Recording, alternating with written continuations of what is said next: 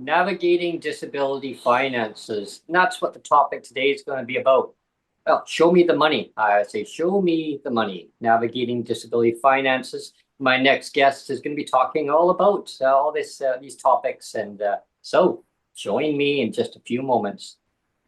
Hello, everyone, and thanks for tuning in to PWD Allies podcast. My name is Brent Frain. I'm the host. I'm also joined with Neil Matheson, my editor-producer for the show. Hello, and thanks, Neil. And also my guest today is Alison Hayes, the author of Thriving with, I get this right, Thriving While Disabled. Alison, thank you so much for joining me today. It's a pleasure to have you on, and you were a referral actually from one of our other panelists that we have on our show. Minnie. Yeah. Yes, yeah. Minnie St. Clair. It's great to have you join us today, and we're going to talk today about structural ableism, and so much more to pack into that topic. It's quite a big topic, and I'm sure a lot of people are quite aware of ableism. It seems to be a very well broadcasted across our beautiful country and around our world. I mean, pink unicorns, that's a lot of ableism right there. But who knew it was structured, Brent? Who knew it was structured? So we're going to talk about that. Yeah, exactly. Yeah. Thank you so much for having me. Yeah, I'm Alison Hayes. I actually ended up having two books, Thriving While Disabled, Recognizing Bias, and Thriving While Disabled, Navigating Disability Finances. Yeah. Oh, wow. Yeah. That's awesome. You've been very busy with the books. Yeah, we'll start with the first book first. We'll kind of give an overview. And so I guess my first question for you, Alison, is, so what inspired you to write the book? So I've been living with disabilities myself most of my life. I've got multiple non-apparent disabilities, and about 7 years or so ago now, my partner went through his second life-altering injury, and second permanently disabling too. And after I had gotten him through all of the medical aspects of it, he pointed out that I really had a good sense of what was going on and what to say and how to get him the right treatment to the right hospital, all of that, the challenging medical stuff.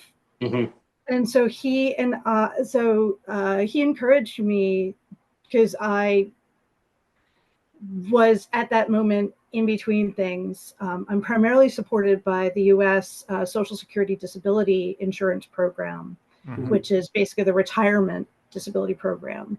Okay. And I tend to have projects or work that I'm doing, and I finished grad school, and then as I was looking for next steps, he got injured, so everything was sidetracked. And so as he got better and I recovered from helping him through all of his stuff, I was like, what's my next thing going to be? Yeah. And I ended up creating a blog and then coaching service called Thriving While Disabled. Oh, okay. Cool. And so all of that was basically giving people the information they needed to try to get through the broken US system. Oh, yes. Understand the disability process, understand the mistreatment people were likely to get from both the system and from doctors, and the various things they had to face to really take care of themselves as a person with a disability. Yeah. There's always that misconception from the broad public, thinking that the systems are there to take care of the citizens, and they're well taken care of. But as you mentioned, Alison, the system is broken.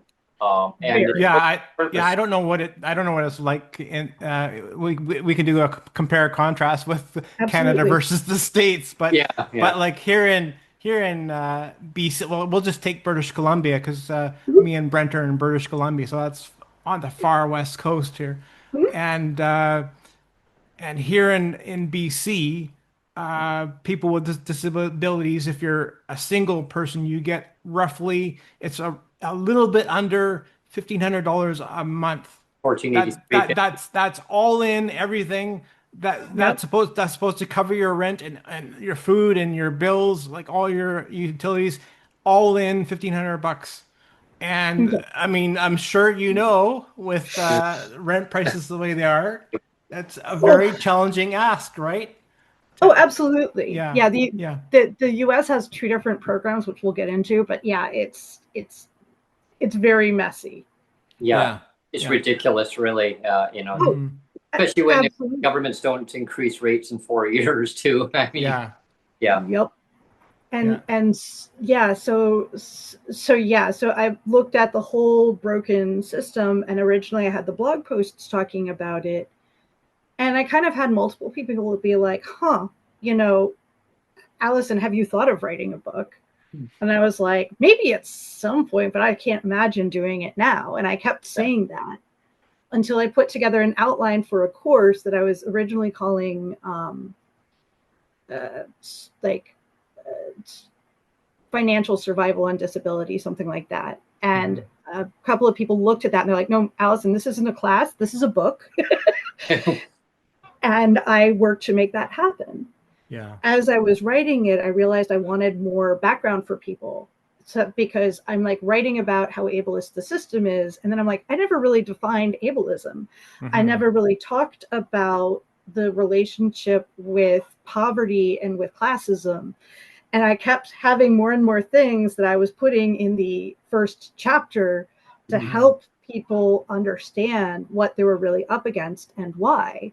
Yeah. And by the time I was finished, I'd written more than could comfortably be fit in a single book, and ended up dividing it into two, one of which was the original like add-ons to the book, the beginning explanations, and the other big thing I talked about a lot was like life through the lens of disability, and just looking at some of the major life milestones that people tend to have and expect, and put those together with a little bit of like looking into the future, what can be helpful for our community. And that became book one, Thriving While Disabled, Recognizing Bias, with book two being the original book plan of Thriving While Disabled, Navigating Disability Finances. So you got to do a third one, and then you can do like the Star Wars trilogy kind of thing. Yeah, there you are. Oh, I honestly have a third one in the back of my head, which would probably be healthcare and self-care. Right. Okay. Good. Oh wow, that'd be and like talking about the medical care system and the struggles we have, and emotionally and mentally protecting yourself while going through the process of actually getting diagnosed and actually finding treatment and actually finding doctors that are helpful instead of hurtful, and so on. Yeah. So I have that in the back of my head. Yeah, good. Because self-advocacy is so important, right? I mean, Brent and I always talk on the show like a lot that there are a lot of people out there that just don't have the energy to self-advocate, right? And so, that's why, Brent, you wanted to start, this podcast, or, before it was the Twitter Spaces, to kind of amplify the advocacy for people that couldn't do it themselves, right? And so your book is kind of the same kind of message, that here's some self-advocacy help for people that don't know how to help themselves, really. Amplifying their voices that they feel that aren't being heard. And I'm glad that you're going to write a book on the third book coming up on healthcare, because I always say, on other podcasts, Alison, that if the governments take care of their citizens properly, which they should be morally responsible to do, it puts less strain on our healthcare system. It actually really amplifies their well-being mentally, physically. Poverty should not even exist anywhere, but that really has a huge implication on physical health and mental health. Yeah. And so it puts really a lot of strain on our already strained healthcare system already. Lack of doctors, nurses, other specialist practitioners, you name it.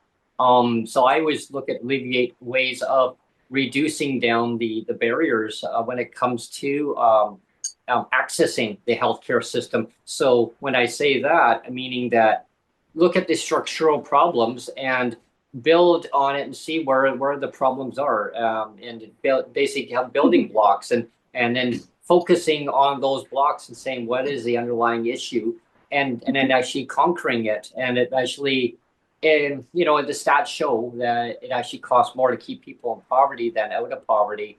So I mean, kudos to you on the book, because I'm looking forward to reading that. Well, you just said the key word for the day, Brent, structural. Yep. So let's unpack that. Let's unpack structural ableism, Alison. So what is structural ableism?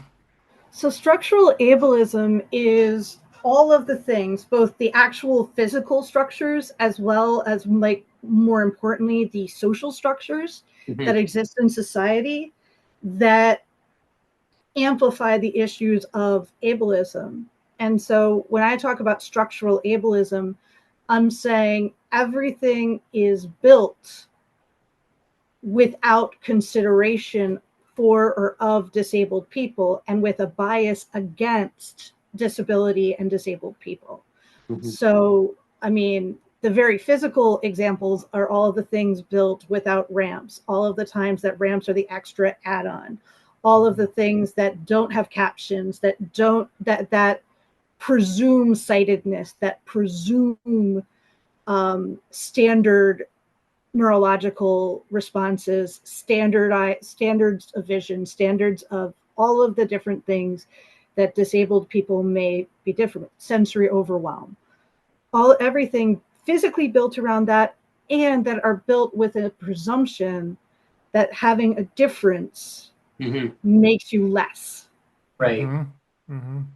Like, So I can see that angle. It's definitely like sign language, for instance. I mean, people think, oh, well, why is there sign language? Why does it need to be that way? Well, because people are sight impaired or hearing impaired. I mean, or they're deaf or blind. I mean, and I mean, having all these different aspects integrated into society to enable that person to participate in society and understand what they're actually saying in sign language. Because sign language, I was taught that back in elementary school. I still remember certain ones, but test me now. Well, I probably wouldn't do so well. Now you're from the States, so you should know this, but the name for some reason escapes me now. But there's a woman, she's passed away now, but there was a woman in a chair. She did a lot of TED Talks, and she said no amount of smiling will make the stares disappear. Yeah, that would be Stella. Oh my gosh. Her name was on the tip of my tongue, and that's why I threw it to you. But her first name is Stella, and she's the one who coined inspiration porn. That's Stella right. Young. That's right. Inspiration porn. Yeah. And because that TED Talk, "I'm not your inspiration," is where the term inspiration porn came from. Yeah. And that's one of the terms I define in the book. Right. I got a chapter on like disability culture and disability concepts, and like helping people who are abled or new to the disability community understand that there's a lot of pieces to this, and there's a lot of stereotypes, and breaking those down so that people can feel better and safer about participating. Exactly.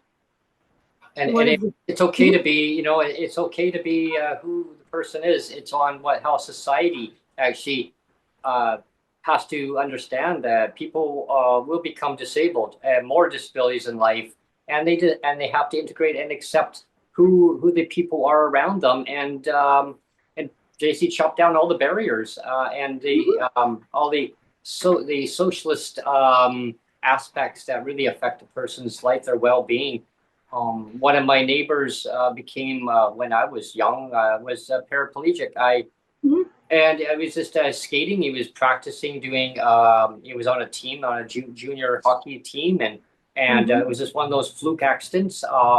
one of his teammates came by, and they were playing around. I mean, as kids do, and he had the hockey puck there, and he turned around, and it was a total accident. And his friend felt so devastated because he whacked him with the stick by accident, and that was it. So I mean, so it changed his whole life, and he had to learn new things. And some of his pupils were saying, "Oh well, I guess it's better to have four. I guess it's better to have four wheels than two now, isn't it?" Like, yeah, teasing him, like saying, "Well, you have four wheels than two," and he says, "Well, that's my life. That's my life now, and I don't know anything different now."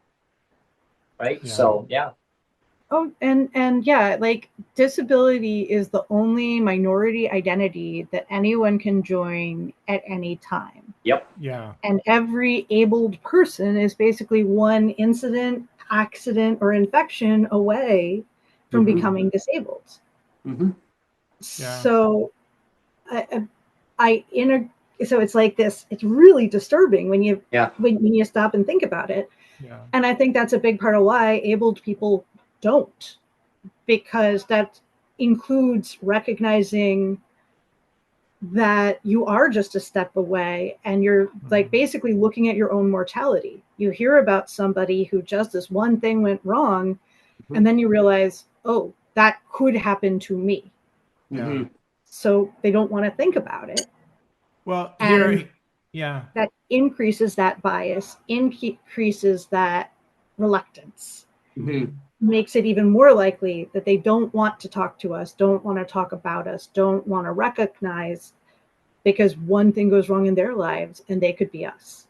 Yeah, or they don't want to accept the fact that yes, one day it could happen to them, or they don't, or they look at it and say, oh well, that can't happen to me because I'm healthy, or you know, whatever their aspect is in their life.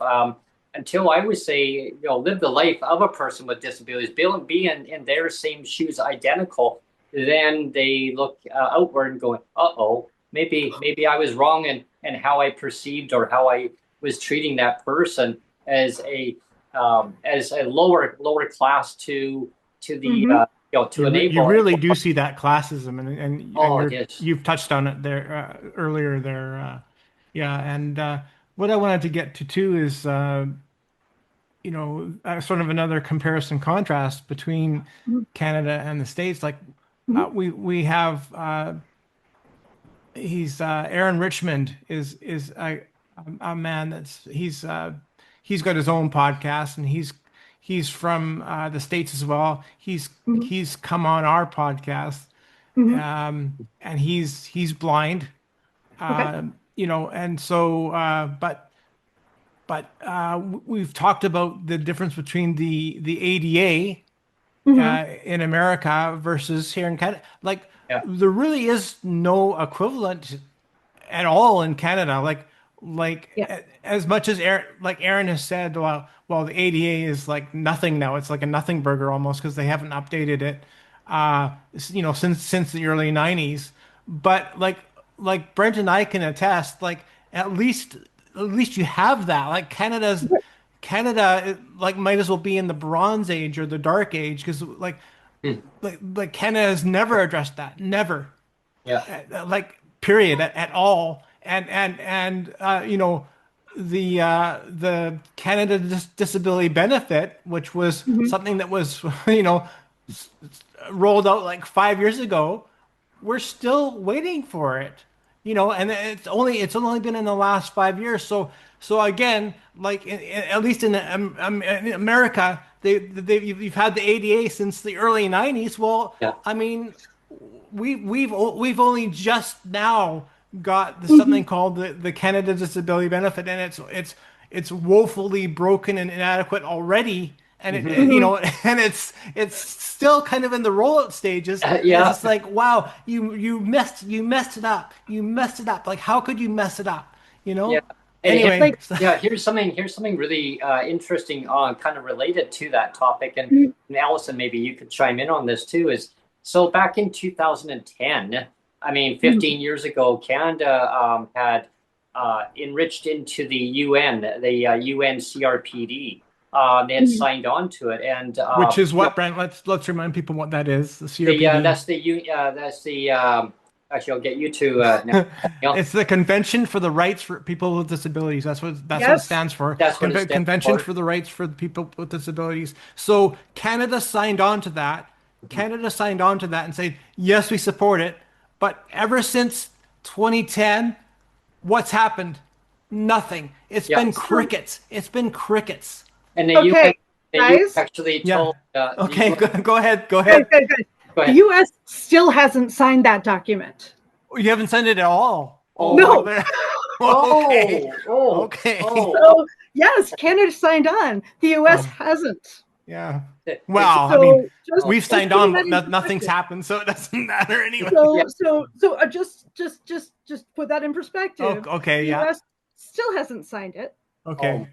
Current administration definitely would not sign it. Yeah.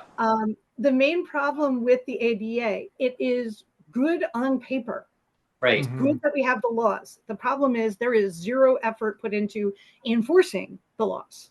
Yes. Yeah. So it's we've got a something, but the something is on paper.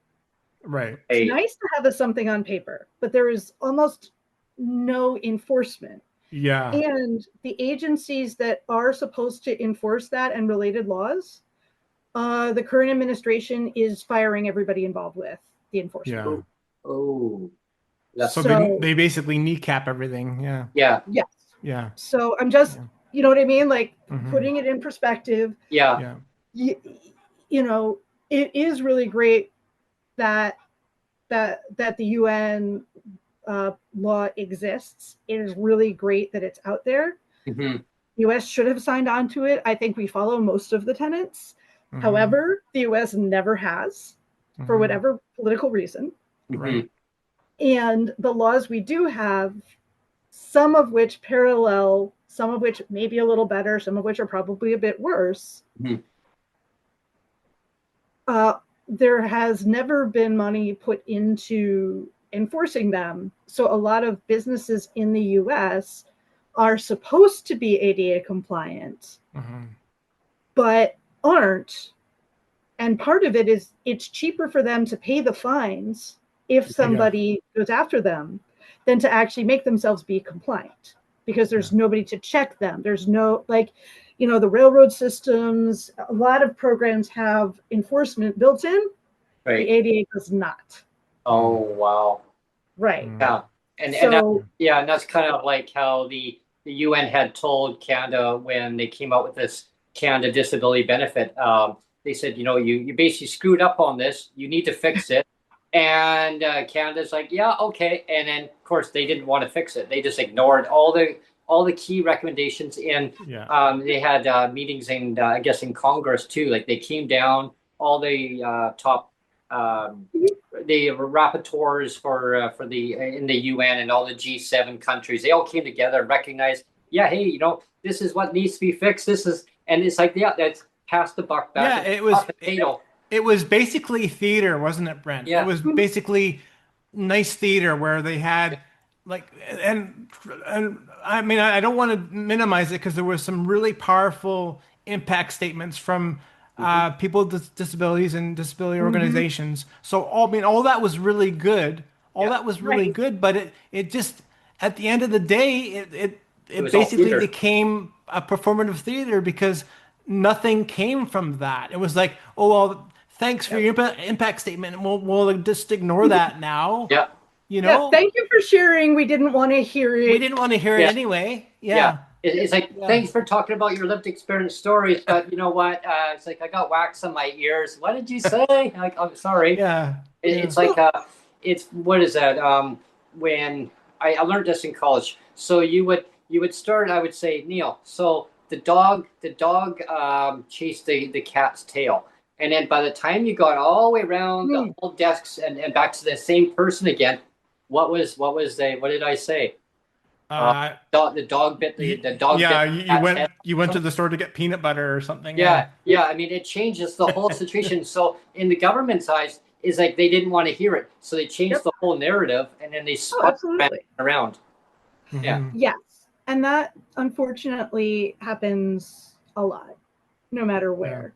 Yeah. And so a big part of what I ended up doing with my books was I actually shifted them to be more global in nature, because basically I had it, I thought, mostly written when the presidential results came in. And I went, well, okay, I don't know if all these programs will still exist. Exactly. When she comes into power. And so I shifted a bit to make it more global. And what I've done is almost every chapter starts with a discussion about the topic from like a global perspective and as a more universal issue, with a couple of examples from other countries of how this particular thing plays out or where to look for more information. So like I do a deep dive into US disability history and explain that a lot of the themes stay the same. And then have a little section that says, here's some places to start looking for history of disability from other, related to other countries. And then every chapter I do a little bit of that. The first book really is especially global because most of the experiences I think are pretty universal. The ableism itself, the classism. My big thing with the intersection of ableism and classism is disabled people are viewed as more disposable. So we're pushed into poverty because being disabled is more expensive. And if we get money for being disabled, it's nowhere near as much as we could make if the ableism wasn't there. Yeah, and like we said, I mean, again, here in BC, if it's $1,500 a month, so the governments are basically saying, the provincial government's basically saying that if you have a disability, you're only worth this much. Right. Yep. You are basically worth poverty. That's what your worth is. You're worth poverty. Well, yeah, and if they don't want to increase the rates, it's basically saying, well, we're only going to give you this much because, I mean, your worthiness is X amount of dollars, and then the spin would be, oh well, it's the tariffs. It's the tariffs. Well, I mean, not raising it 4 years, that was well before the tariffs. That's your choice. And just full disclosure, Alison, too. I don't know if you know anything about our politicians here, but we have a premier here in BC, David Eby, that loves to blame everything on the tariffs. He's all about let's blame Trump for everything. Let's blame the tariffs for everything. And he is so averse to pointing the finger at himself. Oh, okay, gotcha. And it's just like, it's all everybody else's fault. I'm not doing anything wrong. It's everybody else. Gotcha. It bugs me to no end, right? No, absolutely. Yeah. And then you got border towns that are small businesses that are saying like, please, like, come down, please shop here, keep our businesses and keep our employees employed and keep our businesses alive. It's just a narrative. I mean, I think nobody wants more taxes. I mean, tariffs are taxes, just so people understand what tariffs are. Because I had one of my neighbors said to me, well, what is a tariff? I said, a tariff is a tax. I mean, it's just a sugar coating name that you can call a pink unicorn. I can call it, well, a nice fluffy animal, but really.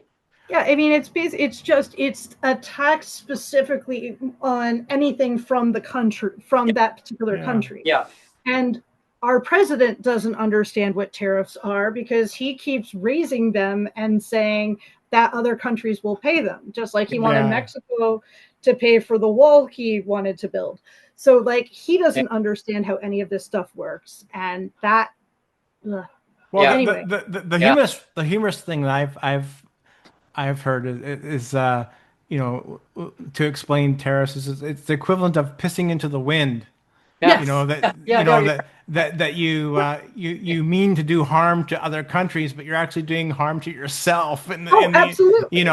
So but I mean, let's not get. I just wanted to point that out that our politicians here are just so they don't want to take responsibility for their own problems that they've created. They want to point the finger at everybody else. So Well, yeah, I just want to make that point. It's the blame game, right? It's Yeah. excuses of why not to take care of your residents and your citizens of the country. I mean, one part that really bothers me, and maybe you could kind of chime in, Alison, on this, is saying, well, you're disabled in your province, okay, and of course in the states there's the states, and and but you're disabled in your province, but you can't. If you want to move to one province to another province, you now have to apply for disability status under that province, but you're still a disabled citizen of Canada, but you're not disabled enough to be disabled in that province. So you need to apply and apply and apply, where it can be just universal across the country, because I mean, disabilities don't go away. And that's what drives me bonkers with this Canada disability benefit. It's like, you're already disabled in your province. Well, why do you have to prove that you're disabled enough to be having prove it again? Prove it again. Okay, so the US does do it differently. Okay. We have two different disability programs, one of which is basically getting your retirement benefits early, which is called SSDI, Social Security Disability Insurance. Okay. That program, the pay varies, and it's based on your earned income over the previous 10 years. Oh, okay. So you're getting retirement benefits from Social Security, and the amount that you get, it's a wonderful range. It's anywhere between $700 and $3,800. Wow. So, and again, it's based on your earnings over the previous 10 years. Okay. So basically, if you stop working and then apply a while later, you're going to get less money than if you applied as soon as you were unable to work. Also, the better paying job you had, the more income you're going to get.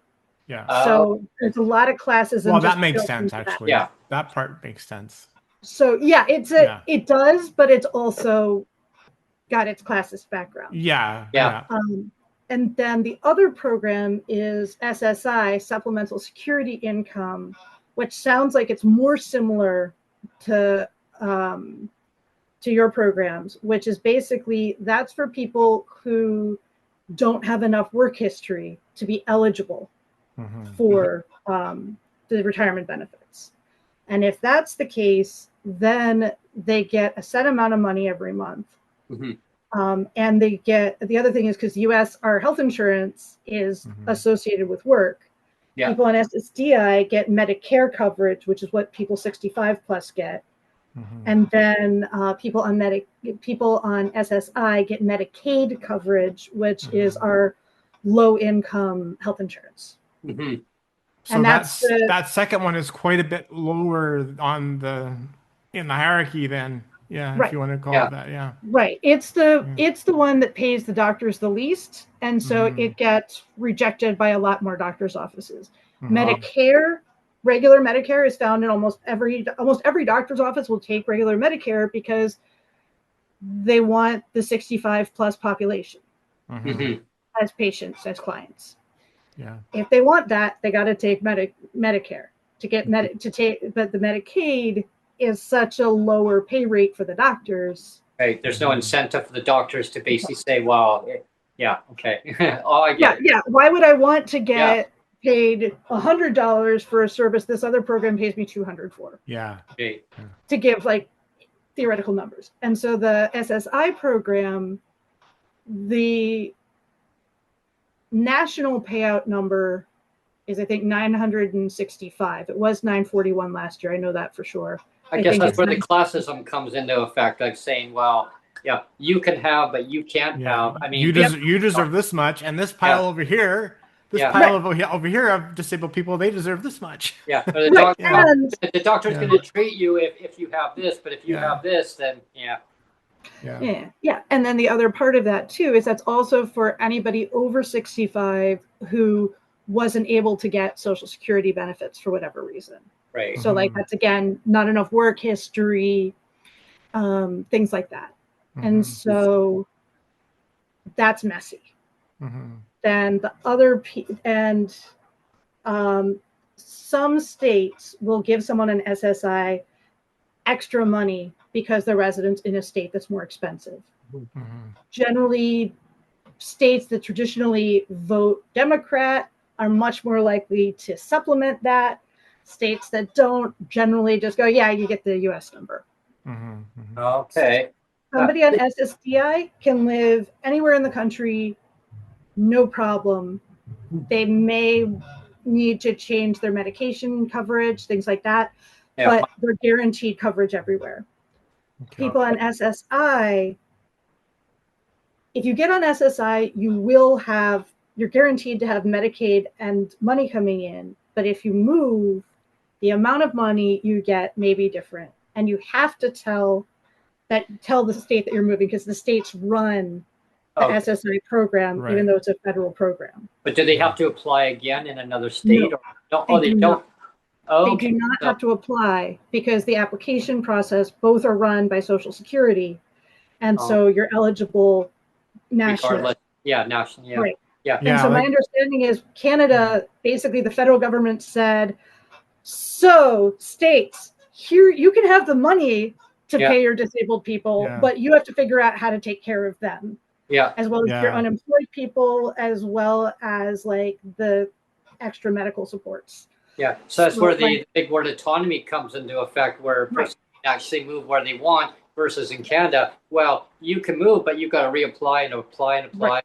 Well, yeah, I mean, here in Canada, in the provinces, they basically all get an amnesia. It's like, well, they forget if you had a disability or not. It's like, well, we don't remember you. We don't remember you. Can you please apply again so we can remember you again and see what your status is? Like, it's like literally starting from zero. Yeah, or you just clone yourself. You clone yourself. Yeah, a whole bunch of you. You literally start from zero, though. If you, Well, yeah, and that makes sense because of how the provinces have set it up. Each province is in charge of the criteria.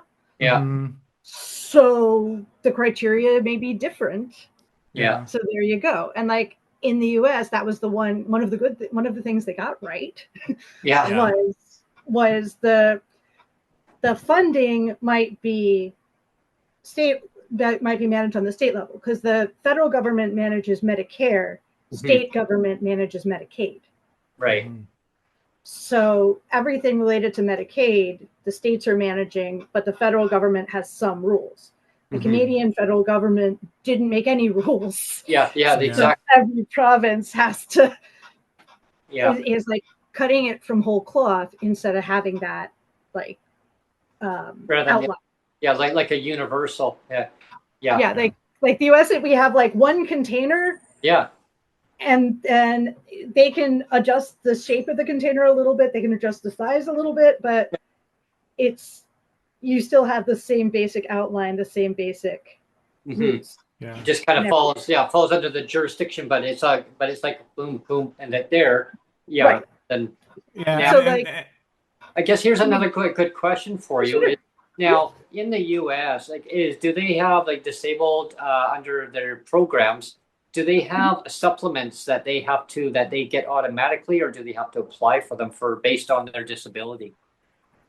You basically have to apply for anything else individually, but it depends on exactly what you're talking about. Yeah, if they have a different condition that they develop over time, that maybe that they don't have that disability now, but they may acquire it, or they will in some cases, or maybe not. Knock on wood that they don't. But I'll just say a dietary supplement, just as an example. Would they have a certain condition in order to get that? Okay, so what it would be is that would probably be something managed under your health care plan. Okay. And so they've got a rule, like Medicare says, I cover these things, I don't cover these things. Oh. And so no matter how, once you're disabled, you're disabled. Yeah. Yeah. Well, once you're certified, I like the term certified as disabled. Yeah. I'm differentiating that from having a disability. Certified as disabled means you're on the government disability program because they agree that you can't work enough to financially support yourself. You're designated. You're designated disabled. Yeah.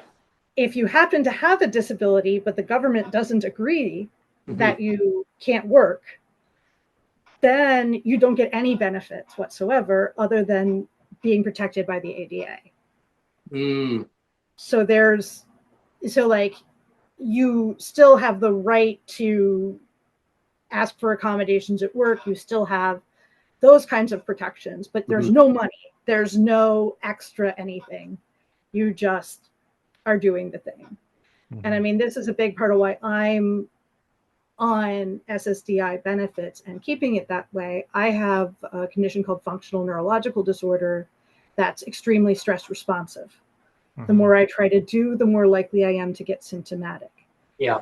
So I've worked multiple times for multiple employers. I've never been able to hold anything resembling a full-time job for a longer period of time, because either something in my life goes wonky and my symptoms get worse, or the job gets more stressful and my symptoms get worse, or I develop a new symptom. And then I have to take time to figure out how to manage it. And I can't do the commute. I can't do the work. I can't keep.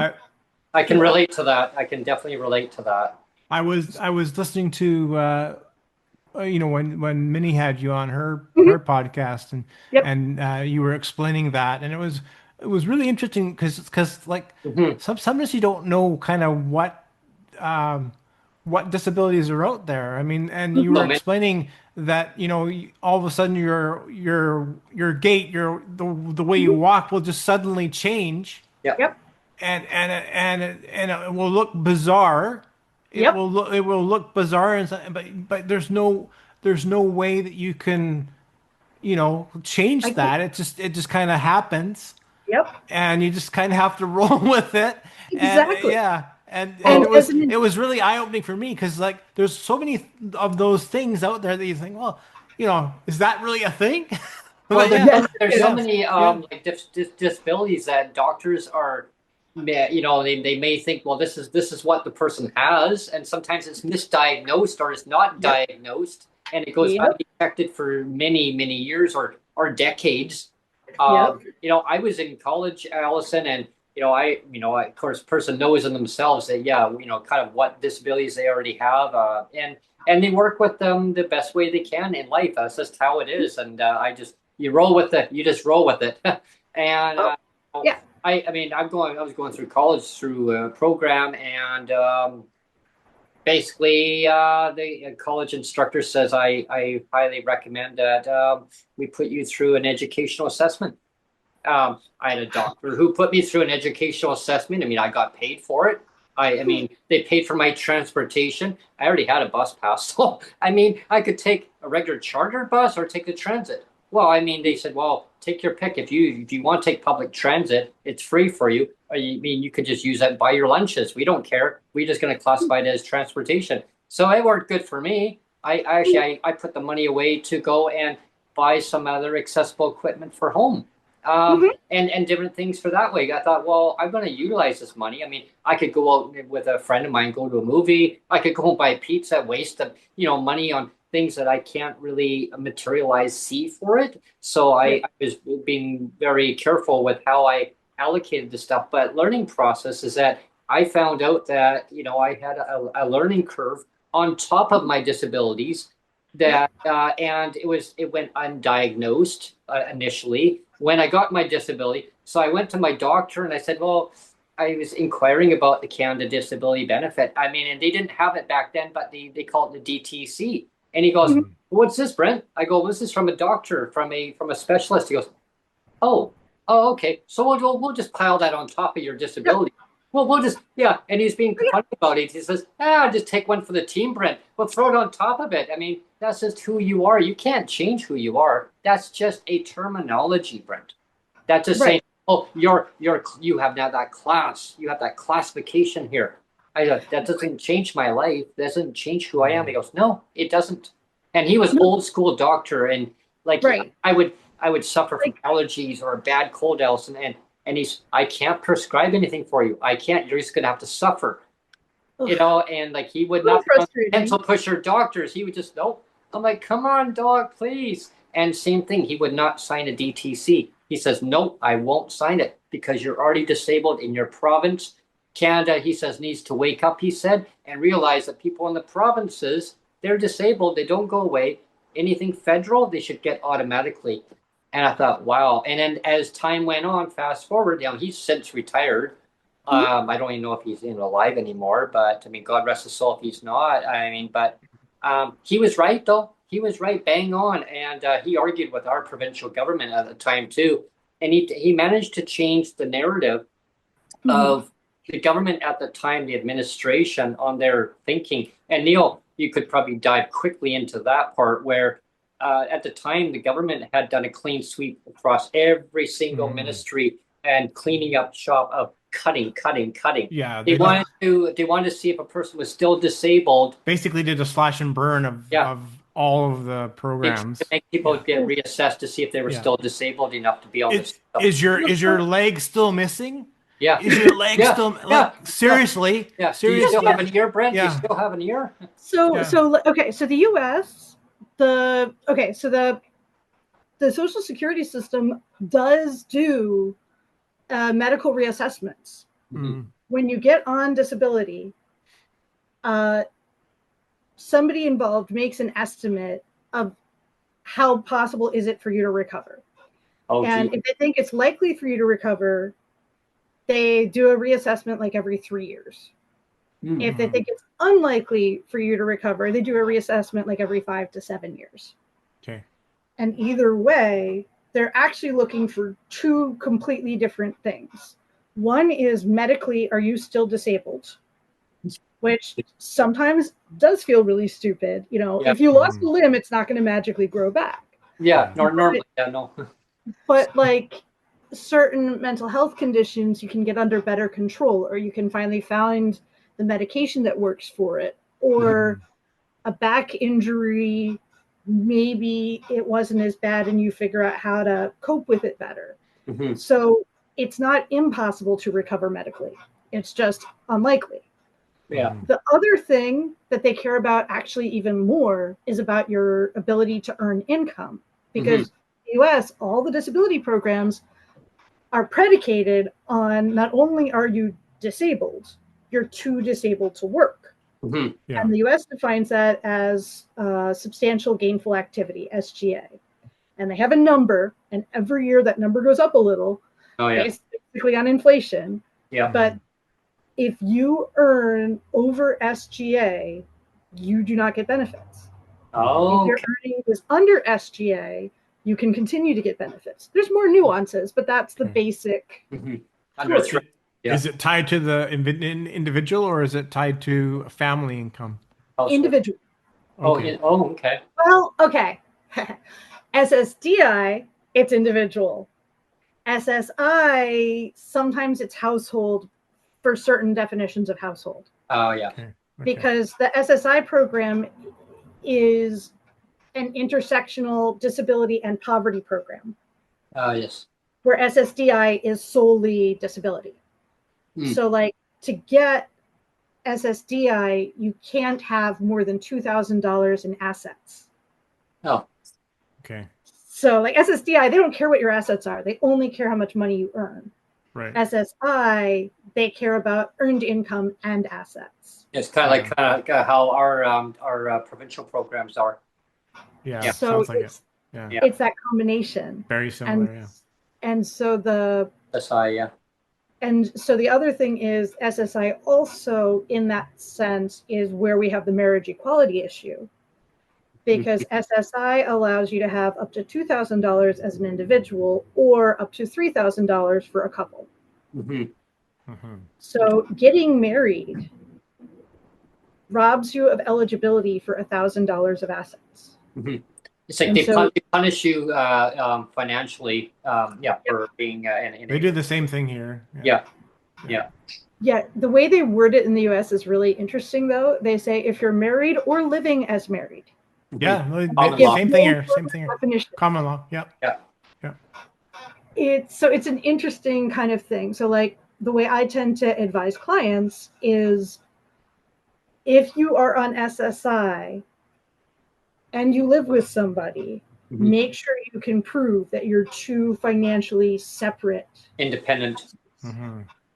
And so you split things evenly. So there is no way somebody can say you're living as married. It's keep your bank account separate, have no shared bank accounts, keep it all completely financially separate with an even splitting of the bills. And then even if you are a couple, you can make the argument that you're each a household of one who is splitting expenses. You're sharing a living space, but you are not living as a couple. Yeah, exactly. I mean, it's like having a joint account. I mean, same thing. You don't want that because the government can actually look at that information anyway. Like if they want to, they can look at that. Oh, absolutely, they can. Yeah. Oh, yeah. At any time, yeah. And so it's this, and so like the coaching work I do is helping people get through the application process and helping people navigate the money involved with starting to work while collecting benefits, so I can help them be in control of if, when, and how they lose benefits and or what benefits they lose when. Because every program has its own, like there's a lot of financial need programs here in the US. There probably are in Canada too, like assistance for electricity, assistance for food, things like that.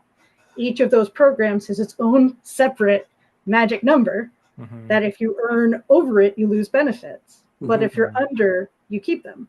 Yeah, that's like another good example. It's like having a cell phone account and having two people in a household under one account versus having two separate accounts, because otherwise it starts creating red flags of going, well, why are you having two numbers under one account? Oh, because it's to save money. Well, why is it to save money? You see, then it starts getting question marks of going, okay, is there something else going on here? Right. And, why do you think you deserve to be married? Yeah. Right. Yeah, pretty much. Yeah. But does it, well, and this goes back to that bias of viewing people with disabilities as children or childlike. Yeah. If we're financially dependent, that makes sense. If we're financially independent, are we really disabled? Disabled people can't be financially independent. Yeah. That gives, that gives this, it goes against that stereotype of disabled people. Yeah. So a lot of my stuff is let's tease this apart so we can feel better about where we actually are and not take on unnecessary guilt and internalize the ableism we're taught. Yeah. Because that's the thing that I see, like you're talking about advocacy is important, but I'd say you can go a little deeper than that. And the most essential skill is self-efficacy, which is that belief that you can successfully do things. Yeah. And that is what all of the programs destroy. Yeah. They're designed. Yeah, it's like bringing the awareness to all the inequalities, and then looking at all those inequalities and saying how can those inequalities be completely restored or modernized, and so that you dig deeper and deeper into that, and it gets very interesting. It gets really messy, actually. Right, and so like that's kind of what the way I'm approaching it, the way I talk about it in the first book is it's the system is broken. Yeah, there's a lot of bias against us. Okay, here's the thing. Either it's broken or it's working exactly as intended. Yeah, that's right. Depending on how pessimistic you are. It's like, I like that. Yeah. So but if you're aware going in that it's rigged against you, then you're not as upset when you get rejected. Yeah. And my thing, and Brent knows this. Everybody that watches the podcast knows my version of that is I call it a pink unicorn. When you have systemic things that are deliberately working as intended, like deliberately broken and working as intended, that to me is a pink unicorn. And I always want to point out those pink unicorns. It's like, you're fashioning up this make-believe thing and saying, this is the truth, and it's not, Not at all. Yeah. I was in the mall just last week. I was walking through the mall and had to take care of a few errands, and I saw this pink unicorn. It was in a window of this one store. And first thing I looked at, saw you goes, hey, there's a pink unicorn. I said, first I thought, oh, Neil, yeah, I'm thinking, take a picture of this. I was gonna take a picture, and I thought, wow. And then I heard from it just as some other people walking the opposite direction, and some little children, they were staring at this this unicorn. One was a blue one. There was a pink one, some different colors. And the children were walking with their parents and said, are those real? And I was gonna say, I so badly want to say, no, they're not real. They're not. The government would say they're real. Governments think they're real, but they're not real. Yeah. I know, but they're, government say they're real. Government says they're real. Yeah. But yeah, so a lot of what I write about is this: let me empower you to recognize that bias, to see it and go, right, that's not me. I'm not the problem. The system's broken. That's the problem. So they don't internalize that messages of failure that we get, the messages of inability, the messages of incompetence, all that stuff. Because like I said, the thing that's most damaged is that belief that you can do things successfully, because everything, like, okay, if you succeed in getting disability benefits, that means you just proved that you can't take care of yourself financially. Yeah. Like, there's no win. Yeah. There's a win for you in the moment, but that winning is announcing a loss to the world. You've proven last place. Congratulations. Right. Yeah. Exactly. You win the badge here. Yeah. Right. Yeah. Right. I just wanted to point out we have Minnie in chat now. She's saying, "Hey," Minnie. So that's cool. We're getting almost to the end of the episode. But I wanted to circle back to your book. I wanted to make a point and say that I do have your links in the description of the video to your books, both of your books. I just wanted to ask you, when you're writing either one of your books, if you had any challenges as a author writer, because like I've written a book as well. It's been a long time. I wrote mine back like it's like over 15 years ago now. I wrote mine, and self-published, and so there are some some challenges there, and I just wanted to know like author to author if you had challenges getting your book out there. Yeah, the interesting part was, in a lot of ways, so first of all, I wrote both books at the same time because the plan was for them to be one book. And basically what happened was the person who was helping me with them, I'd hired her as like, the way she put it was white glove self-publishing. She did the heavy lifting. She set up the accounts for me. She told me what needed to be done. She walked me through processes, things like that. And she also got me the editing and helped me with some of that. So like, that was what I ended up with, which was great. But basically I wrote and she kept being like, oh, the book's going to be as long as it's going to be. And then she reached out to me, was like, so about your book. I'm like, And she's like, well, we pulled everything apart and it's 183,000 words. Cool.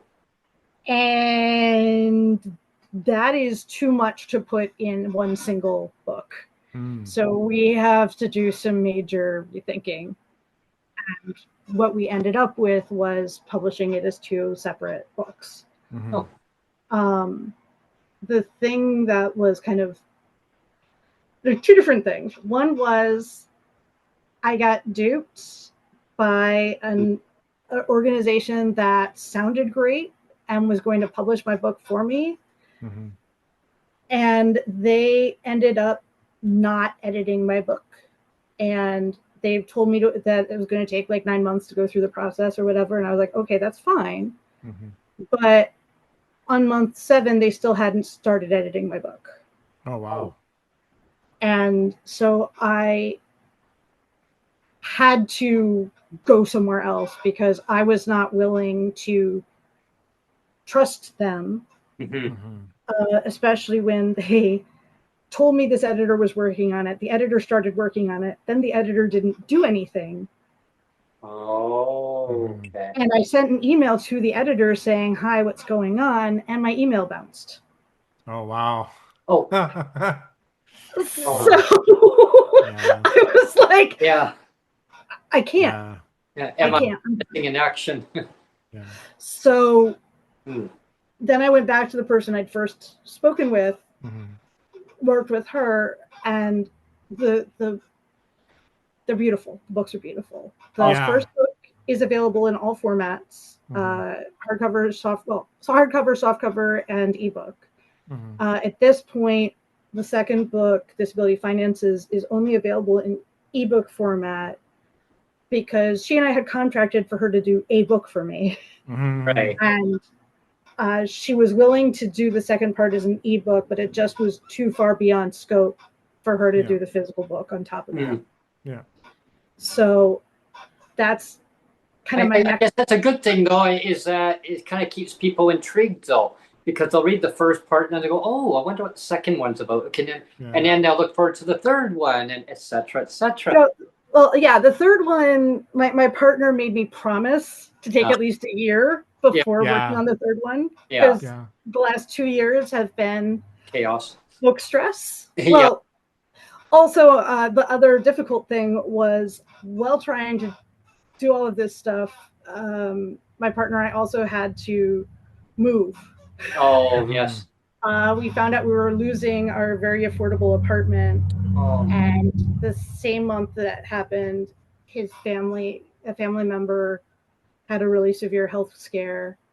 And as a result of everything, we ended up moving in with his parents to support them and give us a good space to live. So it's a win for everyone, but it's a huge adjustment. I was just going to say it is a huge adjustment, especially, having an affordable place that you could call home, and then losing it, but gaining, having family all around you, but I'm not having your space, and I can relate to that, and knock on wood, where we are now is affordable for us. It's still expensive, but we move and it become very unaffordable. So we have to kind of look at geographically where we want to be, because of course, the government says, well, we're going to give you $500 for your shelter. That's maximum. Well, where can you rent in Canada for $500? You can't. So you got to, and that's my argument I have with them, is that you get rid of it. It's just one check. It's just a classification: support, shelter. Get rid of the word shelter, because you're using your check anyway to pay your rent and your bills and your food and and laundry, everything. So no difference, right? The U.S. system is just like, here's some money, have a nice life. By the way, we're not going to specifically tell you this, but there are other programs that exist, but you have to go and find them and figure out what you're eligible for and go through a completely separate application process to get on it. So a lot of my second book is talking people through, all right, so let's look at housing as a thing. And think about what it takes to find housing that you can afford. What are your rights? What do you need to think about? What programs exist? How can they help you? How don't they help? What are your trade-offs? Let's think about this process. And like I said, I go deep into what I know of the US system and my experiences with it, with an introduction at the beginning saying, globally, this is my understanding. Here's some examples from certain countries that I've had conversations with people about. So take a look and think about it, and then use what I talk about in the US. And in your third book, you can say, Brent and Neil told me this. I actually very intentionally didn't give names when I was going through most of the book, because some of the stories being shared could result in retaliation from the systems involved. If you're on disability and Social Security made your life difficult, you don't want to publicize that you're part of a book that talks about how Social Security made your life difficult. Well, especially when rents, I mean, like in BC alone, I mean, they say that rents in BC are the highest in Canada. I mean, Ontario is right behind BC when it comes to unaffordability for rent. I mean, in Ontario and BC and other provinces, I mean, a whole check, you cannot pay market rent, a full cost of market rent on a whole disability check. And misconception, I've run into this in my community so many times. And the belief, and then this is how the system is designed.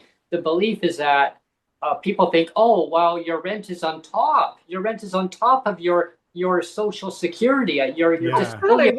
And I said, no, it's not. It's all included. Like, what? And I'm like, yeah. Like, no, they think I can survive on this. Yeah, but I mean, that's the belief that some people think it's actually on top. I go, wow. I mean, wouldn't that be something?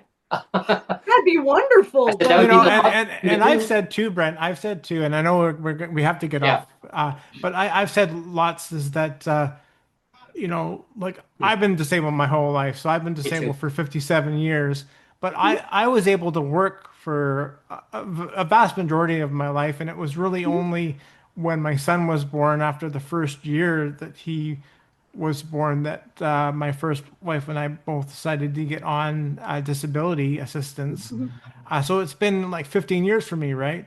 And I just have to, like, again, admit that for the vast majority of my life, I had no idea. I had no idea that the system was as messed up as it was. Like, I had no idea that pink unicorns were real. Like, I had no idea that pink unicorns were real. But I mean, they are, and it's just like, what, you know, like like here's a guy that was disabled his whole life, and I got a huge wake up call. Like, I had no idea. I was ignorant. I was ignorant of my own disability in some ways, right? Of what was out there for support or non-support, we should say, yeah. But I'll give you a quick example regarding that. Is I used to argue and fight with my mom. I mean, not literally fight, but argue. I mean, but fight with words. My mom would say, well, apply for disability, Brent. This system is there to take care of you. That's going to protect you, so that if you lose your job, you lose your ability of what you can do now, but future in life, you're going to find that you're not going to be able to do what you thought you could do back then. And I said, oh, no, I'll be fine. And I had that in my, I guess, mentality, that in my mind that, yeah, I can do. And then over time, the body says, no, you can't do this anymore. Okay, but I can still do this. So the can-do attitude of do. But my doctor kept saying, well, I think your mom's right, Brent. I think that, I would sit down as a consultation and you have separate little meetings with the doctor versus my mom being there. And I said, well, my mom would say this, well, I can't tell you what your mom said due to patient confidentiality. I go, for God's sake, doc, she's my mom. I can't talk about it, Brent. But he goes, but I can give you an overview. And so he says, I think you should apply for it. It's going to be there. The system's going to be there to protect you. And this is the thing, exactly, Neil, what you just mentioned is that he believed, the same thing. He believed that the rent is going to be above the support of the total check. He believed because the government didn't tell him anything different. So his belief was that the system is going to be there to protect you. And when that's why he was so beyond, I learned a lot of words, syllables that came out of his language, out of his mouth. I was told to leave the office and go over next door. They had a McDonald's, and I didn't like to eat at McDonald's, but I didn't have any money on me at the time. I only brought just enough with me just to go and buy a drink, because I knew I was going to have a meeting with the doctor. Anyway, the receptionist opens her purse and says, Brent, here's $20. I go, no, what? She says, go to McDonald's. I said, it's not $20. So it gives me 15. It says, well, whatever's left, just whatever, that's fine. She says, matter of fact, you know what? Here, have 20. Just go and buy yourself something nice another day. No, please don't. Please, I said, I still remember that. Please don't make me go to McDonald's and eat there. No. So anyway, long story short, I went over there because she says the doc's going to have a few language lessons with the government, and you don't need to hear her. I only heard like 2 minutes of it. He was on there for 35 minutes, and he had to cancel all his patients for the next 3 hours because after that he needed to take a little breather. to relax and then recoup himself and then, and then get more of his patients back. But anyway, 35 minutes, he yelled with the government apparently. And like lawsuits, this and that, because they want to put people through a reevaluation. And I mean, like literally, like it was bad. But anyway, it was just designed. Like he says that the system is set that way. So that's my little blurb on that. It's the belief that he thought everything was supposed to be fine, and he says evidently not. It's not fine. Yeah. No, it's so not. And like here's the thing: so many of these issues are global. Because like part of what I'm hearing, I know it's partially I don't want to go to McDonald's, but also there's a very strong resistance to charity or things that feel like charity. Right. And that's been trained into us by society. That's part of the classism that kind of in the US it's rugged individualism, but I'm sure there's a term that you guys use too of just financial independence and I don't need charity and I should be able to do it myself and that kind of feeling. Yeah. And that's part of the classism too.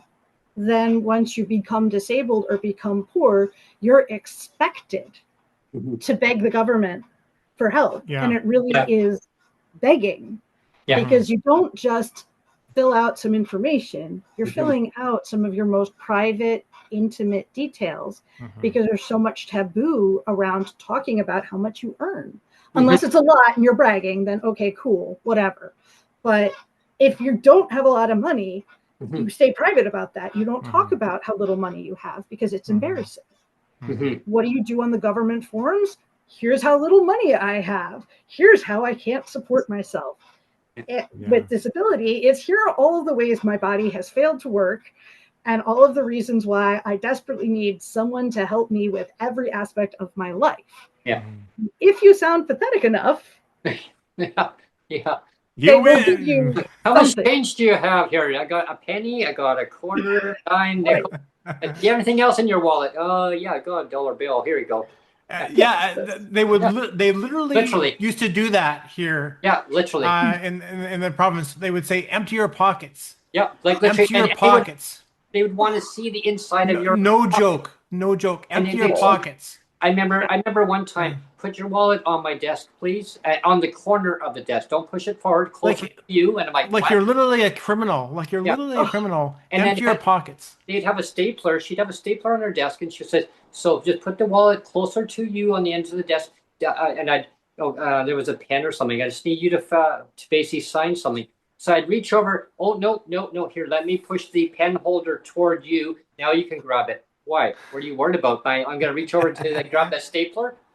Well, I said, "Oh my God!" I said, and Alison, I said to the worker at the time, I said, "I'm going to give you first warning, final warning. So do not treat me like a little child. I have a mother. I don't need to have another mother." I said, "Do not do that." I said, "Unless you value your job, you will not do that." Oh, she backed off in a hurry. Maybe I will stab you with this stapler. Yeah, imagine, oh God, crazy.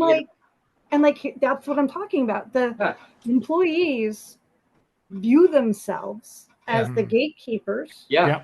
And they view us as the failures. Yeah. There's so many horror stories, especially about people working in specifically with poor people.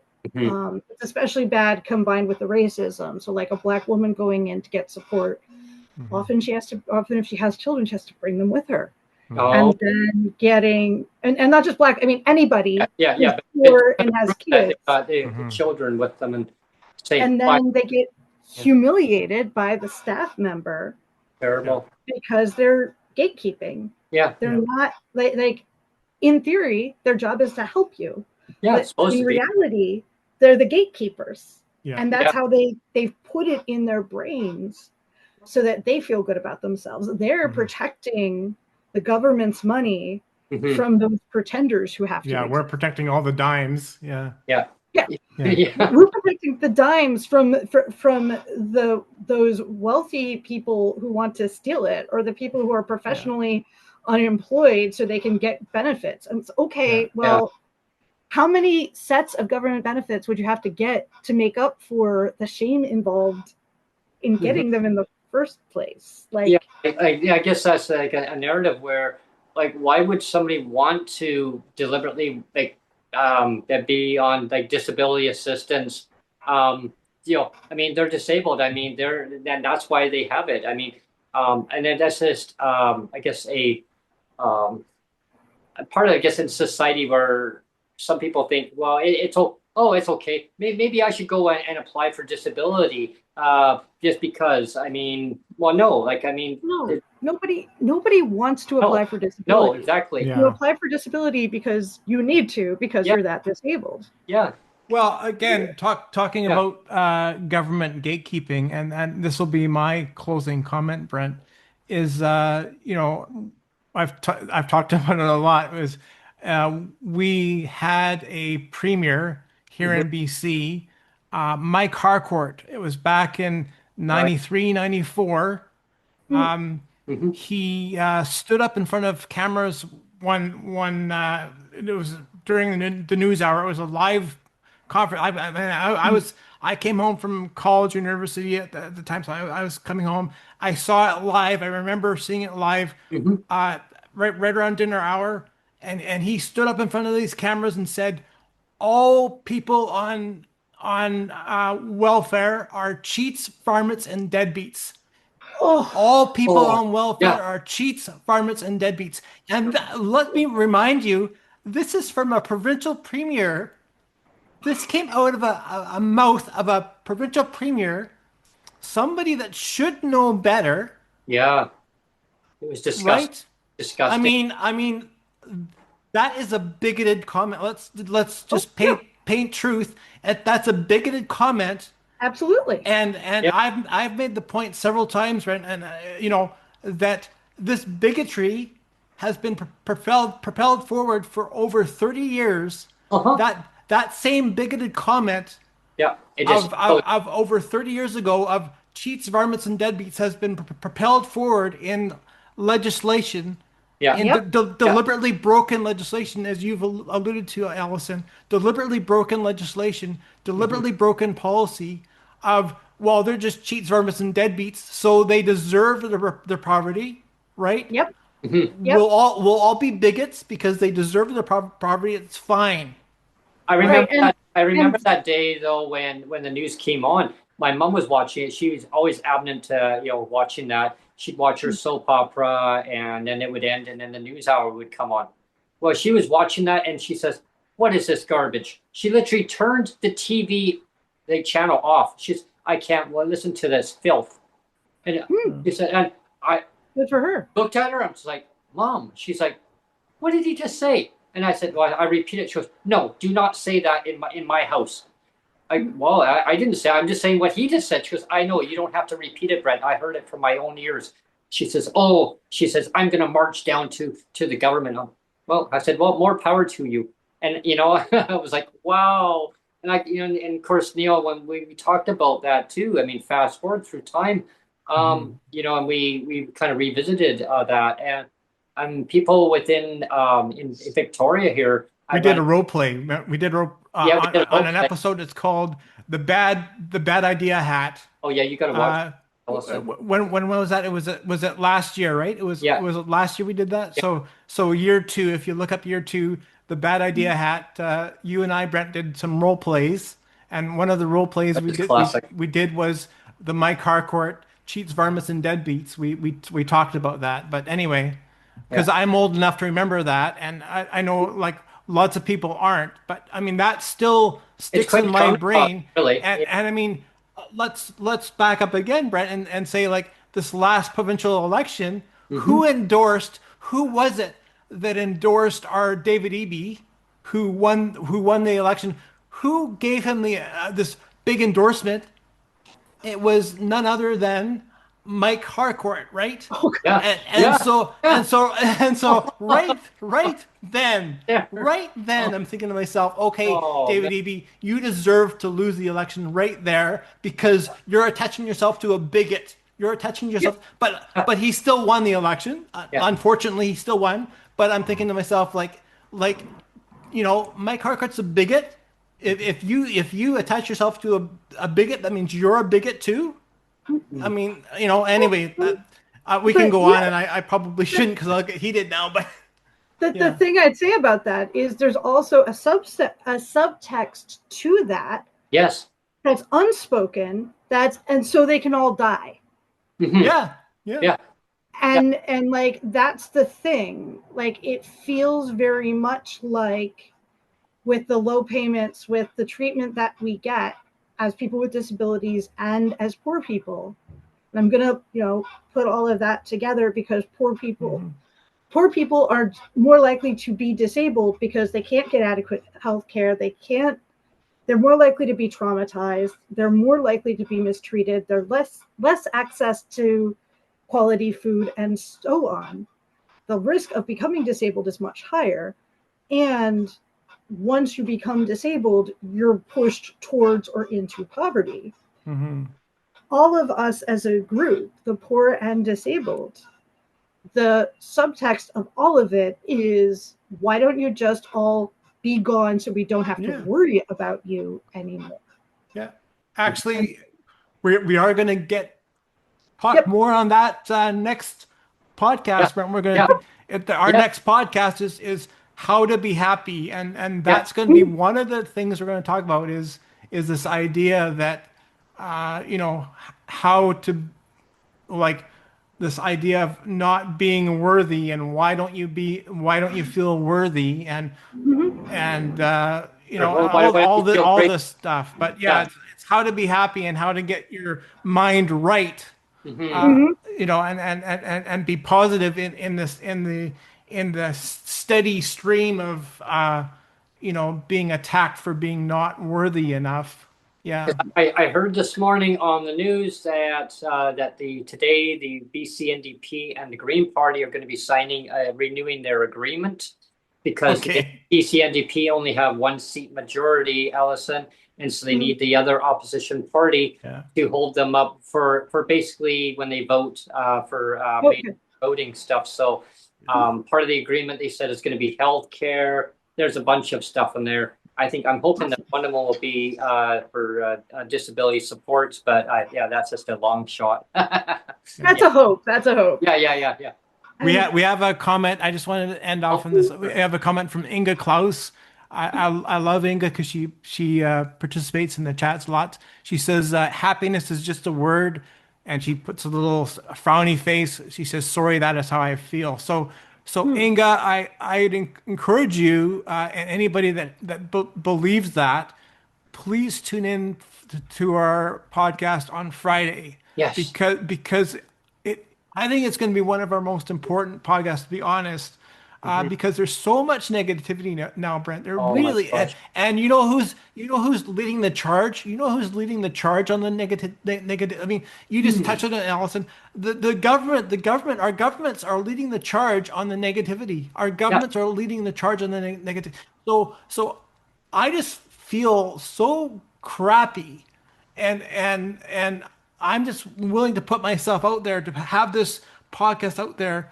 And I don't care if I embarrass myself or not, I just think we've got to the point that, the governments want it so that we feel hopeless and helpless. And I don't want that. So please, anybody that's feeling that way, please tune into our show on Friday. And absolutely. And hopefully you'll feel better about it.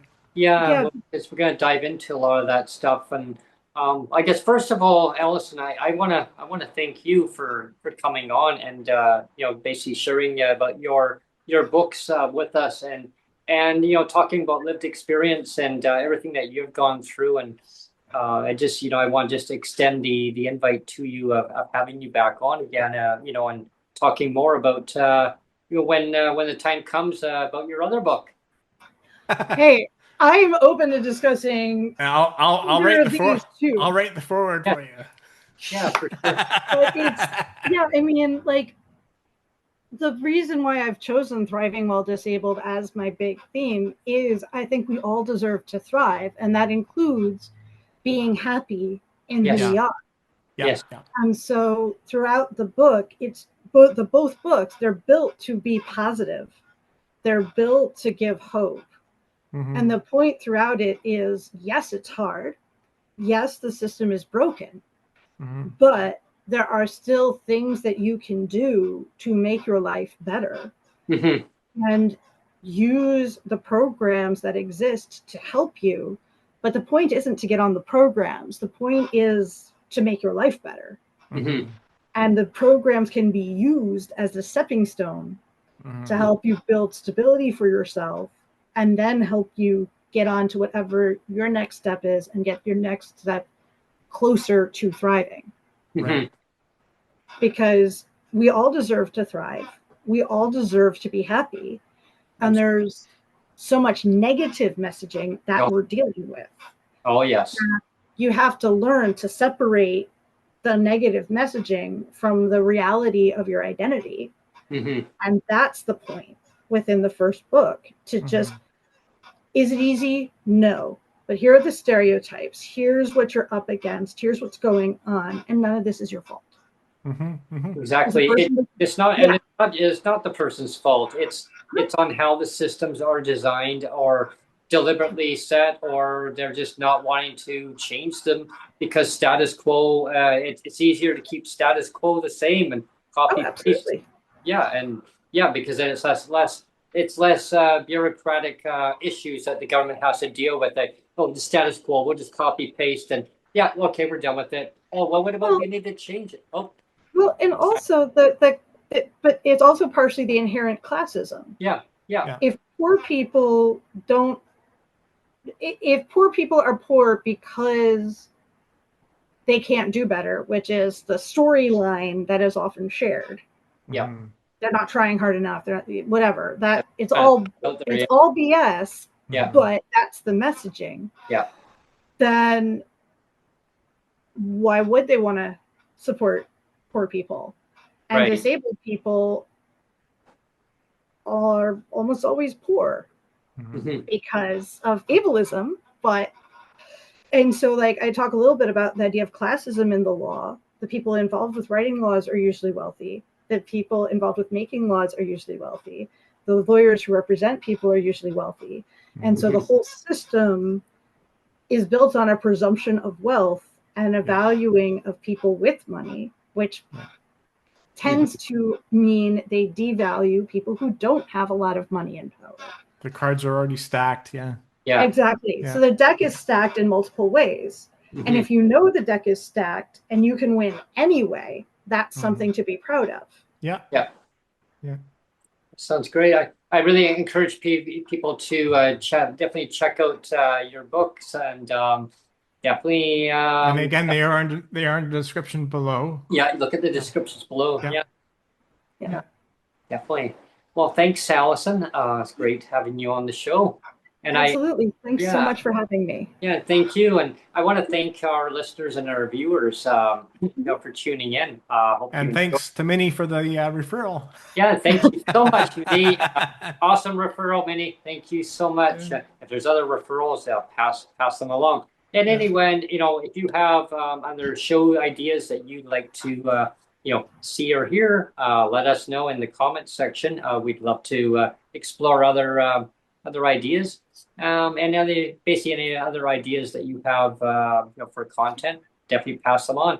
I hope you enjoyed today's podcast. As usual, thanks for tuning in, and stay tuned to our next broadcast on Friday, August the 8th, as we're going to talk about, Neil, how to be happy.